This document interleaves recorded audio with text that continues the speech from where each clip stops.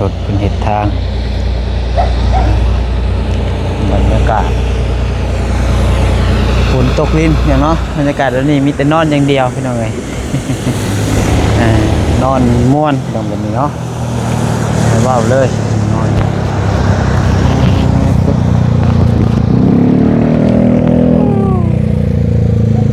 เอาพี่น้องเลยกาศทักทายสบายดีเด้อสบายดีสวัสดีพ่อแม่พี่น้องFCเบิร์ดสุขูสุคนบนสมองสุบอลวอยสู่ฝั่งลาวฝั่งไทยและก็อยู่ทางต่างประเทศเนาะกันยินดีต้อนรับเข้าสู่ช่องสายกกสายบุญตัวพบปะกันกับน้องพัดไซอีกแล้วพี่น้องเอ้ยเอามื้อนี้ทางน้องพัดไซก็มีโอกาสได้เข้ามาทางเงินทางซานพอสร้างเนาะพอดีว่ามีเวียกมารวมกับเราหน่อยนึงพี่น้องเอ้ยก็บ่ได้เข้ามาพี่โอ้เป็นเวลาโดนนานเติบพี่น้องเนาะ โดนพอสมควรพี่น้องเนาะเอามาวันนี้ก็คือว่ามีทางผู้รักผู้ใหญ่เพิ่นฝากเงินฝากคำมาตะกี้ผู้ใดพี่น้องเนาะแต่รายเดือนเติบแหละพี่น้องเนาะเพิ่นฝากมาไว้น้ำนองปัดไส้เนาะให้น้องปัดไส้นี่ไว้ซื้อกระโหลกกระโหลกระเบื้องไว้ติดให้พ่อสร้างพี่น้องเนาะแต่ว่าตอนนั้นเพิ่นพ่อสร้างเพิ่นยังบ่ทันแล้วแต่ว่าเพิ่นฝากมาก่อนนะพี่น้องเนาะเพราะว่าเพิ่นต้องการซอยตัวนี้พี่น้องเนาะแล้ววันนี้น้องปัดไส้กับพ่อมีเวลาที่เข้ามาเยี่ยมยามเพิ่นเนาะกับเพื่อนซานเพิ่นก็บ่ฮู้ว่าเป็นจังไดพี่น้องเอ้ยมื้อนี้ก็เดี๋ยวสิเข้าไปถามเพิ่นนํกันพี่น้องเนาะว่าเป็นจังไดฮอดใส่แล้วเนาะเอาพี่น้องเอ้ยจังไดก็ครับเนาะบ่เป็นการทักษะเสียเวลาพี่น้องเอ้ย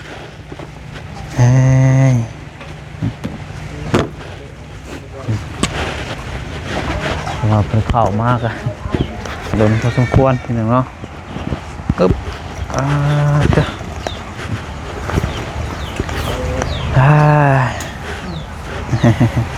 เป็นยังเด้เนาะสบายดีพอซานขาดไปแล้วขาดไปแล้วก็เรียกว่าซานเฮใหม่พ่อแม่ชื่อทางเฮ้ยชื่อขายมากใส่ก่อนเลย เฮเก่าก็หลายปีแล้วแต่พระท่านน้ำเมียก็ยามปลาลงแล้วจะมันยามมันขึ้นปลาเสียก่อนเพราะว่าถ้ามันใหญ่ปลามันยังน้อยครับขาดปรุงไว้ว่าปินทั้งนี้ก่อนพี่น้องเนาะเดินโอ้เคมันอยากมืดทั้งนั้นขึ้นไปเฮ็ดเวียกขึ้นลงอูลงอีสดอกไปแล้วแต่เช้านี่คงเช้า12 โมงเลยนี่แบบเอาขึ้นไปแต่เช้าบ่เลย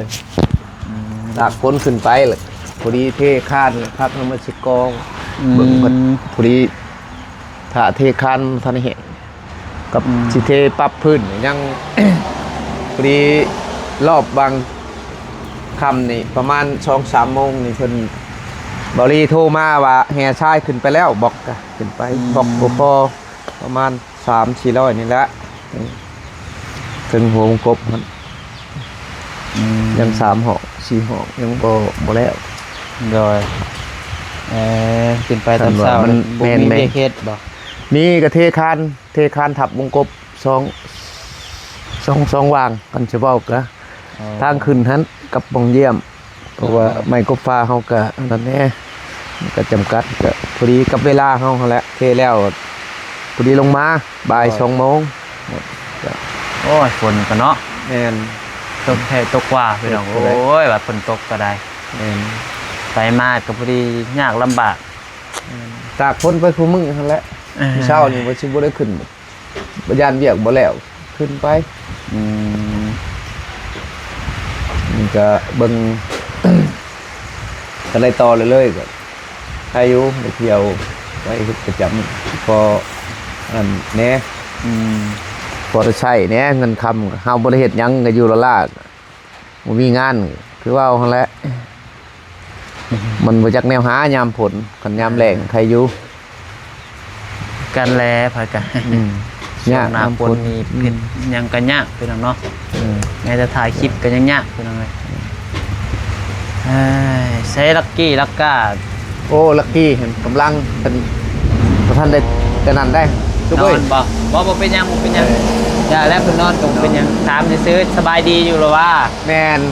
สบายดีแล้วอยู่น้ำพอเลยกะเอากินนมจักหน่อยพอแล้ว3-4 โมงอาบน้ำอาบในเลยกินข้าว คันเราเพิ่นอยากป้อนเพิ่นผมบ่อยากมีแต่นมมาแล้วเป็นหลัก โดยได้จักเดือนแหละ มันจะเข้า3 เดือนละติยังจักมื้อยัง7 มื้อ ยัง7 มื้อฮอด3 เดือน แม่น อืม เบิ่งวันที่ฮู้แล้ว อ่า พอบ่จื้อมันได้แม่สิจื้อแล้วเพิ่นนับมื้ออยู่ บ่ได้ไปไสเลยเนาะเจสุกเพิ่นก็ อืม อยู่แต่เลี้ยง ไป ลูก อยู่ แล้วก็ กันว่าพออยู่แล้วก็ไปเปลี่ยนกัน อืม อยู่หากินเฮ็ดขอบแคทแหละ โดย ไปคือว่าเฮ้ย หายเลย เงี้ยแหละถามหาเงี้ยอืม อืมได้ออกมาพี่ดูสาวออกมาหาปลาลุงมึงดูใหญ่สำได้แหละเจ้าเป็นบ่าวเลยไปจักบ่ เออ บ่ได้เห็นกันแต่โดนเติบเนาะ แม่น อือฮึ โอ้แต่โดนเติบแหละ อืม พอมาก็จื้อฮอดพ่อฮอดแม่เลย จื้อแล้วบ่ บ่แล้วจื้อเลยได้ อืมหรือว่าเงินซันน้องอูน้องอีกะใกล้แล้วบ่ แม่น เรียกว่าสิเข้าไปเบิ่งเข้าไปหาอยู่มื้อนี้ เออ แต่ว่าใครจะโทรถามเจ้าเห็นเขาบ่นิ้วพุ่นน่ะเห็นรถคนสร้างเพิ่นบ่ได้มาไปสมจักบ่เห็นรถเพิ่นจอดอยู่พี่ ไป เข้าไป ไปแล้วผัดบ่ายเลยเพิ่นปัจจุบันผัดยันจักเพิ่นมาให้ส่งทรายผัดจักเพิ่นมาบ่มาหั่นนะบ่ได้ประสานกันแล้วก็เลยนั่น แถมมานั่งน้ำพอพี่มา พี่มาไปไปไหนมาพี่มามาลงมาเอาค่อยๆค่อยๆแอบ เธอคุยลุยแท้นี่ ไว้หาพานี่มาหาป้า โคตรแท้นี่บ่โอ้ ฮะเบิ่งดูหน้านี่มันมาแม่ชุบบ่นี่บ่ โธ่ สบายดีเลยลูกสบายดีปลาลูกนู่นนี่น่ะมาสบายดีดูแนมพุ่นมื่นตาน่ะ เอิบ สบายดีลูก สบายดี เออสบายดี เป็นนบเลยได้สบายดีเลยได้มื่นตาเคย คุย หลับ ลุยอยู่เนาะ แม่น ตะสร้างใช่เฮ้ย สบายดีปลาลูกไงอีกทีนึงลูก อืม นี่เลย ใหญ่เป็นบ่าวเลยเว้ ส ย บายดีไหมลูก เออ สบายดียกมือขึ้นก็ไม่ได้หลายบาทฮะ ใหญ่เป็นบ่าวเลยเนาะว่า แนมผูกแนมผมดูแนมดูนี่งูก็ยังอยากนอนอยู่ เพราะว่าพอใจกล้องเบาแก้วได้ว่า ก็ยังบาทเลยครับยังอยากนอนอยู่เป็นอะไรหึโอ้ทรงเปียกเบ้าหึนี่ไรเดียวนี้หัวว้ายเอา อ่อนถูกเลย บิดคิงใหญ่ ใหญ่เลยเนาะ ไว้ โอ้ มากระนาแม่ชุบคักแน่ เออ พูด มาอีกวันนี้เจ้าว่าเป็นบ่าวแล้วบาทนี่ ตัดแล้ว เออ กัด พากันกินข้าวกินน้ำกับยังมื้อนี่กินแล้วบ่ กินนั่นนะเอายังทำเช็ดแจวแต่เช้าจำแจวนั่นแหละมันจะหาเห็ดมันจะแกงเห็ดมันมาจะหาเห็ดนี่ได้ โอ้ อันหนึง ไปหาเอาบ่นี่ฮะ แม่นไปหาเอาเห็นพระเจ้า หาได้เลยก็เพิ่นไปวางพอมานี่แหละ อืม ไปเลาะเที่ยวป่าเที่ยวนี้ อืม มือตาหน่อยมือตาหน่อยกว่า มึงลักกี้ใหญ่เป็นบ่าวแล้วลักกี้ มือดูตานะพูดเห็นยังกันเหรอว้าบปับปับปับปับปับยึดครับเบิ่งเด้อติงไหนดูมือดูตานะ ลองส่งเฮียเด้อดึงขึ้นมาเด้อ ครับมันก็ ส่งใหญ่กว่าคนไปจักอะนะ ว่าตัวน้อยนุ่งบ่ได้เบิ่แล้วตัวน้อยๆนั่น อืม เอาฝุ่นเนี่ยฝุ่น พี่เฮ้ย นี่ เฮ้ย เห็นแล้วบ่ ยะ เห็นหุงแล้วเนาะ3-4 เดือนเลยเมื่อกี้เอ้ย นอนก็นอน อ่ะหมูว่าน้ำผดนอนเฉย เพิ่นว่าสั่งนอน กี้ มือ กับ ตาดีกว่าเฮ้ยตะกี้มือตาเนี่ยมือตาเนี่ยว่ายิ้มเฉยไว้ สิไล่กระโตเลยเนาะ แม่นไปโตแล้ว นอนเฉยบัด นอนแล้ว เอาให้เพิ่นนอนซะ อืม โอ้ย กี่ขัดไอ้ลิจ้ะ เป็นจังได๋ซะเรื่องเฮือนเรื่องซ่านขึ้น เป็นจังใด ขึ้นอยู่แล้วบ่นี่ ก็คออยู่คอนอนอะไรมันบ่แล้วกะมันเบิดนั่นเงินคำเฮาเอามาใส่ใจายลูกเป็นหันเป็นหนี้เฮาบ่ได้หาก็เอามาใส่นำเลยเบิดมีแต่เฮาชื่ออันนี้เบิดชื่อว่าสิ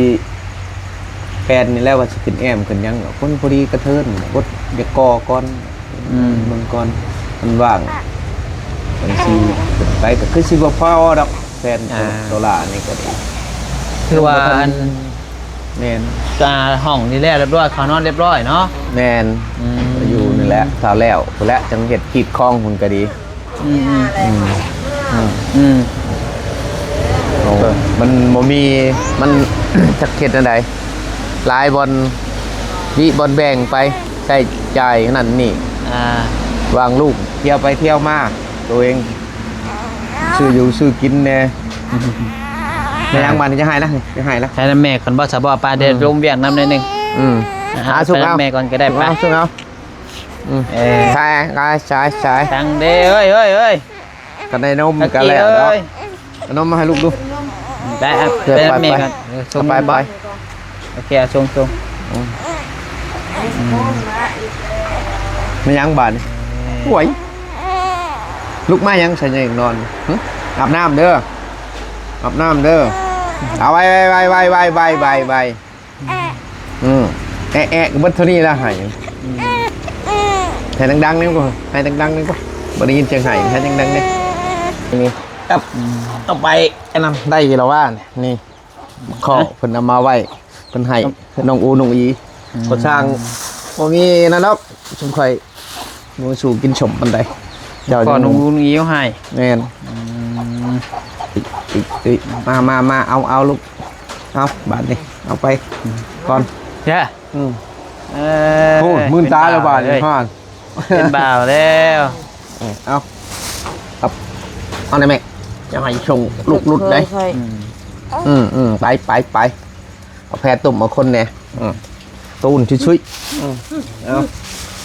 พอดีว่าข่าวมาเมื่อนี้กาสีมาล้มมาถามเรื่องอันนี้แหละเรือนซานใช่พอดีว่าตอนนั้นเขาแจ้งเจ้างบซื้อกะโลเนาะยังจื้อได้อยู่บ่โอ้อยู่เพื่อนน้องน้อยหันได้บ่จื้อแน่จื้อแน่จื้อแน่เลยก็มันลืมตะกะยาแล้วสะลืมตะกะหมาเก็บไว้แต่งเมียได้สะนารากีโอ้ยถ้าได้เอาแจ้งเจ้าตอนน่ะ9,000นี่แหละตามพอจื้อนะจื้ออยู่สนบ่คิดว่านั่นได้คิดว่าเฮ็ดหยอกซื่อแล้วของเรามีแต่ซองมีหยังบัดแต่ว่าเอาให้ค่าน้ำมันเห็นอยู่ตอนนึงจะ4-5 แสนนั่นตอนว่าเจ้าว่าเอายืมแล้วเงินบ่สร้างก็คิดว่าหยอกกันนั่นแหละบัดมาของว่าแจกก็บ่เป็นหยังเฮาอยากมาถามหรืออันจะสิติดเลยบ่คือว่าแนวใดโอ้ตัวติดนี่พอสร้างนี่ยังติดบ่ได้แล้วคันว่าลูกอยากชื่อมาป้าไว้หรือว่าแนวใดก็ยิงตามลูกคิดนะบ่ก็ถามเจ้าแล้วว่าเจ้าสิให้ซื้อมาไว้ให้เลยบ่คือว่าแนวใดหั่นน่ะยันว่าเจ้าถ่ายันว่าเจ้าอยากติดหั่นน่ะเพราะว่าเฮากับบริสุทธิ์เข้ามายันว่าเจ้าถ่าเจ้าของก็ยันว่าบ่เป็นหยังคันว่านั่นก็ลูกซื้อมาป้าว่าให้ก็ดีเพราะว่าพ่อนี่ยังสิเร่งอยากก่อไว้ก่อนนะก็คันได้บล็อกนี่มีแต่เฮาได้เงินมาแต่พุ่นแล้วเฮาก็สิซื้อบล็อกแน่แล้วก็สิแบ่งซื้อปูนสิก่อไปน้ำพอวงกบมันก็มีเนี่ยเพราะเวลาฝนตกฝนหยังก็มันบ่พะนะโดยเฮาก็เพราะว่า2คนเงินก็เพื่อแบ่งกันมันก็สิจักสิได้สำไรนะว่านี่แหละขอเฮ็ดไปเทื่อละน้อยนี่แหละเฮาก็ใช้จ่ายไปนำอยากได้บัดเดียวก็คือสิเป็นไปบ่ได้ดอกเพราะว่าเฮาบ่มีมันหลายเนี่ยนั่นเดียวโดยสิซื้อมาไว้ให้เลยก็ได้มันได้แล้วแต่ลูกเฮาก็ถามเบิ่งหั่นน่ะโดยยันว่าเจ้าถ่าเจ้าของหั่นน่ะเพราะว่าเฮาก็คือเห็นแล้วช่วงนี้ก็เวียกหลายเนี่ยก็บ่ติดดอกจ้ะมันยุ่งแน่พี่น้องเนาะบ่ว่ากันเฮ็ดจังได๋เฮาก็ยันว่าโอ้ยเอาเงินพอไปกินเบิดแล้วบ่จักบ่ได้คิดนะลักกี้คล้องเนาะลักกี้เนาะเพราะว่าเป็นอะไรมันเคยเชื่อมั่นกันไปบ่ได้ว่าที่นั่นดอกบ่เพราะว่าเฮาโตเป็นรักเลยแม่นอยู่ในชุมเจ้าหั่นแหละทุกอย่างพ่อก็เคยได้ก็บ่แม่นว่าในนั้นนั่นนี่ดอกอย่างก็ได้เห็นกับหูกับตานั่นนี่แหละตำแหน่งลบว่าซะจ้ะ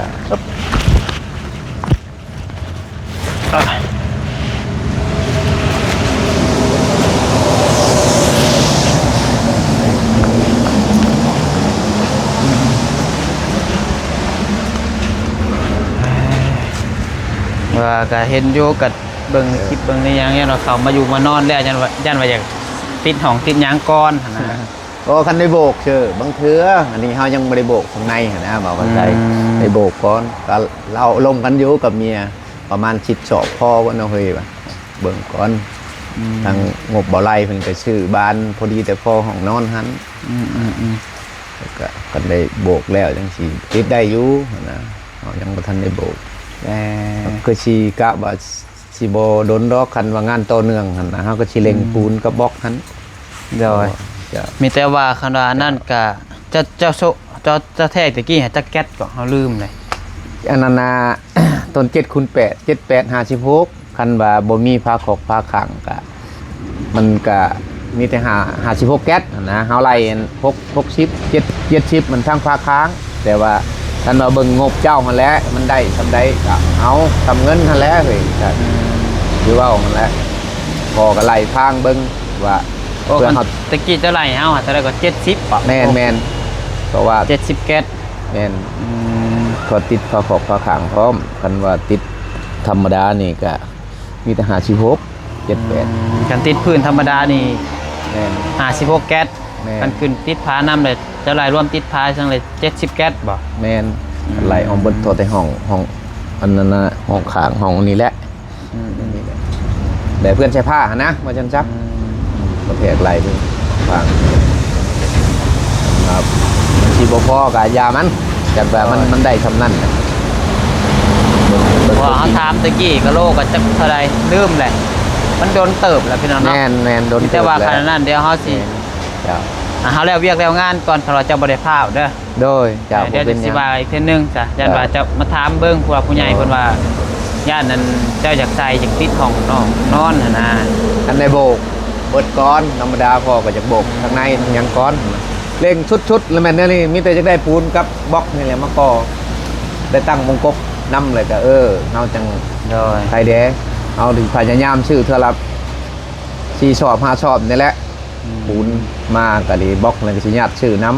ำชื่อน้ำหมกน้ำมันใช้รถไถเพิ่นสิไปหาแก้เอาเพราะว่าเฮาก็เฮ็ดในใดมันยิงตามเงินนี่แหละ โอเค เฮาสิซื้อบัดเดียวจะ มีแต่ว่า โดย ผู้และเดี๋ยวเฮาแล้วเวียกแล้วงานเดี๋ยวสิส่งบอกโทรบอกอีกเทื่อนึงเด้อ ครับ เดี๋ยวมาแบะบอกเทื่อนึง จะ เพราะว่าช่วงนี้ก็คือเฮ็ดนั่นแหละ ยังยุ่งๆแน่ว่า จ้ะ มื้อนี่ก็ตั้งอันนั้นเพียงเนาะเฮ็ดบุญในทางพ่อเฒ่าเพิ่นนั่นแหละ โอ้ มื้อเป็นมื้อตั้งมื้อฮื้อมื้อใส่บาตรมื้อวันจันทร์ โอ้ ก็เลยอันนี้ก็ญาติเวลามากระเทินขึ้นมาทางนี้แล้วก็เลยเอาไปหาเลยก่อน เห็นไรบ่มีอัน อืม เวลาไปก็แม่นเสียใจนำนั่นแหละเห็นเลย แอนเทนเจ้าเนาะ เห็นนำโทรศัพท์ แต่ว่าบ่ได้ขึ้นมาทางพี่เป็นเกือบเดือนบ่ได้บ่ได้ขึ้นมาพี่ เจ้า อ่า เป็นเพิ่นเป็นได้น่ะทั้งพ่อเพิ่นตอนนั้นน่ะเห็นยืนนั่นน่ะ ก็เกิดอุบัติเหตุ โอ้เจ้า อุบัติเหตุเขารถใหญ่มาตำเอา โอ้ เพิ่นข้ามเลนมาตำเอา โอ้ กำลังกลับเพื่อน มันก็บ่นึกบ่พันเนาะมันก็บ่น่าคิดคันจะบอกมันหักเป็นเด้อ จะ จะ เป็นหยังมันเกิดแล้วพี่น้อง มันเป็น มันหลีกเลี่ยงบ่ได้ตัวนี้ แม่น ทุกคน แม่น มันก็ต้องเจอพี่น้องเนาะ แม่น บ่ซ่าก็ไวครับเพียงแต่ว่ามันสิเกิดขึ้นตอนใดเท่านั้นเอง เป็นไรแหละ โดยเอามีแต่วันนั้นแหละซะเด้อเดี๋ยว เจ้า ขนาดใดๆก็จังว่ากันอีกเทื่อนึงเนาะ เจ้า เดี๋ยวสิขึ้นฮอดมือซื้อเดี๋ยวไปถามเมืองทางห้านเพิ่นก่อนว่ายังราคาเก่าบ่คือว่าเพิ่นขึ้นคือว่าเพิ่นลงเดี๋ยวจังว่าจ้ะเพราะว่า เงินน้องบ่ใช้แจ้งเพิ่นตอนนั้นหา 9,000 บาทพี่น้องเนาะเงินประสร้างแต่ผู้ใหญ่เพิ่นฝากมาไว้น้ำน้องปัดไส้ไว้ให้ซื้อกระดอกกระโลนี่แหละพี่น้องเอ้ยซื้อกระโลกระเบื้องไว้ติดให้ลาวสบายดี สบายดี ไปซะเฮากลับกันเด้อบัดนี้เด้อเพราะว่าข้าวแน่บ่สั่งเลยมา อยู่ดีมีแห้งเด้อ โดยเข้าแล่นทั้งนั้นทั้งนี้ โดยเจ้าเห็นได้ นี่ก็เพิ่นถ่าเพิ่นคล้องเพิ่นยังให้พาไปซื้อเครื่องซื้อของทางสเบลก็ได้ เจ้า เออ เห็นได้ โดย ตั้งใจเริ่มต้นไปคือพอนี่แหละรายงาน พอได้ใช้ได้จ่าย โดย จับมันจับนี่คันบ่มีงานก็คือว่าฮ้อนแล้ว กันแล้วเนาะเอา คอยไปคอยมาเจ้าเอา มา ที่ไหนได้ เอาไม้หน่อยเด้อ เจ้า สู้ๆทางอีกกันเนาะทางเงินเลี้ยงลักกี้เพื่อใหญ่นี่ก็บ่ได้ง่ายพี่น้อง ทั้ง เอ้ย เรื่องแม่เนี่ย อืม พอไปแต่ละมื้ออีก คือว่าหั่นแหละ แง่ง โดย ขึ้นไปบ่ได้ขึ้นแล้วสิได้ซ้ำนี่บ่ได้ใช่เอ้ยเฮ็ดจังได อืมดีแล้วได้มาฮอดพี่กันเนาะ แม่น ตั้งแต่เฮาเฮ็ดดีต่อไป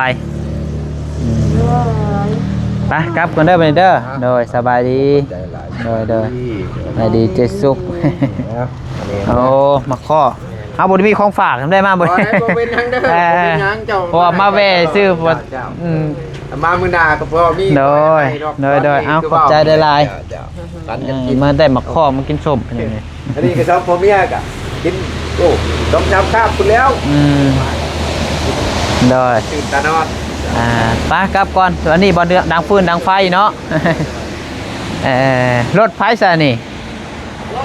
แต่คุณแล้วแต่เรื่องคุณทุยขี่ตัวนั้นแหละมันคันนี้นี่บ่ขี่ได้อยู่บ่นี่ฮะ มันก็มากมันเพ่ไปชังบ่มีไปชังเลยปะอยู่ข้างละแปลงมันละ ปัจจุบันนี่ขี่ได้อยู่บ่ บ่แลบ่ได้ขี่แล้วคันนั้นขี่ไปนโม บ่ยากครอบครัวก็สิไปนอนเอาเดี๋ยวยา อืม นั่นก็ไปใช่แหละยาแล้วเอาเพื่อนกับตัวเองก่อน โดย ไปอยู่ก่อน เอาโอเคสพี่น้องเอ้ยเนาะมีแต่ว่าสำหรับคลิปนี้ทางน้องปัสไซก็มาถามให้ทางพ่อสร้างเนาะก็คือทางพ่อสร้างเพิ่นก็ยังบ่ทันได้ติดเพิ่นว่าเพิ่นว่าเพิ่นอยากก่ออยากยางอยากโบกให้มันแล้วก่อนเพิ่นว่าเนาะ เพราะว่างบที่ผู้ใหญ่เพิ่นฝากมานี่เพิ่นอยากซอยโตกะโลพี่น้องเนาะจุดประสงค์ทางแม่เพิ่นก็ได้ไปมีแต่ว่าเดี๋ยวจังว่ากันอีกเทื่อนึงพี่น้องสำหรับคลิปนี้ลำลาแล้วอยู่ดีมีแฮงเบ่สุขทุกคนขอบุญพ่อแม่ที่เขามารับชมและเป็นกำลังใจทางน้องปัสไซโดยตลอดมาหากว่าผิดพลาดประการใดก็ขอโทษขออภัยด้วยพี่น้องเด้อไปก่อนแล้วสบายดี